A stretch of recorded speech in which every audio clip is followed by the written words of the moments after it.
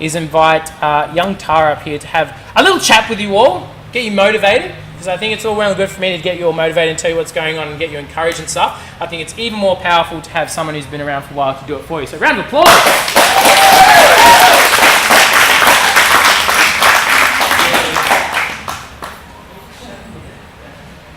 Yeah. I hesitated. Oh, sweaty palms. So as you guys have already established, this challenge is very goal-oriented. So it started to prompt me to think of an instance where I've experienced watching goals being set and achieved. And most of you already know because I harp on about it a lot. But I'm a high school teacher, and it reminds me of this class I had last year. I got handballed this janky ass, disengaged, like bunch of hoodlums, 16-year-olds. And if you come from Rockingham, you know exactly the type of kids I'm talking about. Yeah. So I thought I'd go into the year setting goals for them, and I thought they're going to set these goals, they're going to achieve them, and I'm going to be the best teacher in the world. Right? I was fucking wrong. It did not go out that way. The first day, the first lesson, I was like, okay, these are your goals. I want you to do smart, realistic. Everyone's heard of SMART goals? Yes. I don't know them off the top of my head. Specific, measurable, achievable, realistic. Yes. And T. What's T? Time. Is it measurable? Oh no, yeah. See, I teach this, I don't know. So yeah, not one out of the 20 kids put pen to paper and wrote a goal down. Right? And I was like, what's going on, kids? Like, what's up? And the answer really broke my heart. They were like, we're not good at anything. We've never been good at anything.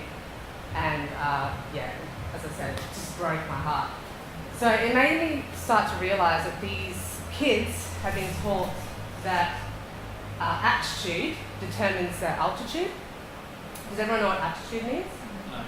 No, it's a natural ability to do something. So you guys will see that there's a lot of people in this group who have an aptitude towards a certain type of exercise. So Adam, Luke, Holly, they're very cardio inclined, all right?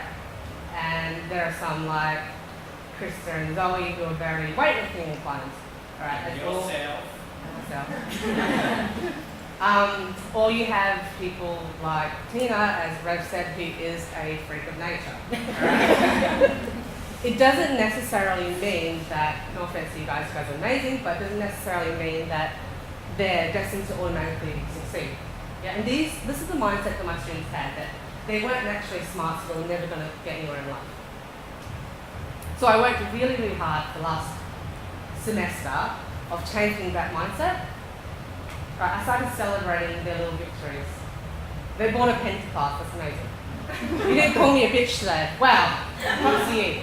And you hand an assignment and say, you may have gotten a D, but can you imagine what you'll get next time when you put a little more effort in? You're going to see. Yeah? And slowly, as I said, I witnessed this mindset shift. Right, in a class of 20 who were D students, I had 18 all pass on A's as well. So I was really, really proud of that. So on reflection, I said, okay, what determined this? What are you laughing at? I'll send you to the principal's office.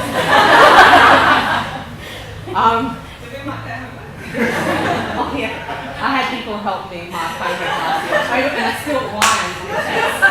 That was really bad. What was I saying? Yeah. Where was I at? Gabby? Let's see. Oh yeah, 18 students class. So I started to reflect, okay, what constituted the change, and I determined that it was the attitude determines the altitude, not aptitude. So I'm starting to think, okay, what constitutes a good attitude? And I've narrowed it down to 3 factors. The first being consistency. So there's 2 people that immediately spring to my mind when I think of consistency, and it's Michelle Lindsell and Andrea. Don't call her Andrea because she will write bookie. Or Dre, Dr. Dre. They are the most consistent people in the Fit Fam, as opposed in referral to not being too concerned with being first or last. They're very consistent in hitting each rep, coming to every class and doing the best that they can. Right? So I think consistency when approaching this challenge is key. Second part of a good attitude is being committed. Right? Because Rev can give you these meal plans. You can look at these slides. You can come to the sessions. Right? But he can only take you so far. The onus is on you to be committed. Yeah? And lastly, it's being positive. Like a lot of us, and it's just human nature, right? You hear 10 compliments and 1 criticism, and you just focus on the criticism. Is that right? Yeah? Legit. Alright, so people don't actually understand the correlation there is to having negative self-talk and weight loss. Your stress levels go up. Yeah? And you're going to find it harder to lose weight. Right, so be kind to yourself.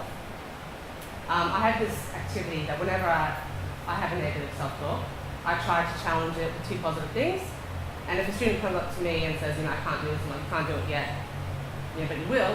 And I try to challenge that mindset. You'll be amazed at how much can change in 2 months. All right? And I see, like in this family, there's so many people out there doing awesome goals this year. Some people, I won't single them out, but some people are doing bodybuilding competitions. I think, are you doing marathons? Yeah. Casual marathon, the 3rd time marathon runner. I've actually just signed up for a powerlifting competition. Yeah! Yeah. Yeah! So when you guys approach this next, when you guys approach this 8 weeks, I want you to remember the 3 key factors for your attitude. So it's consistency, commitment, and having a positive attitude.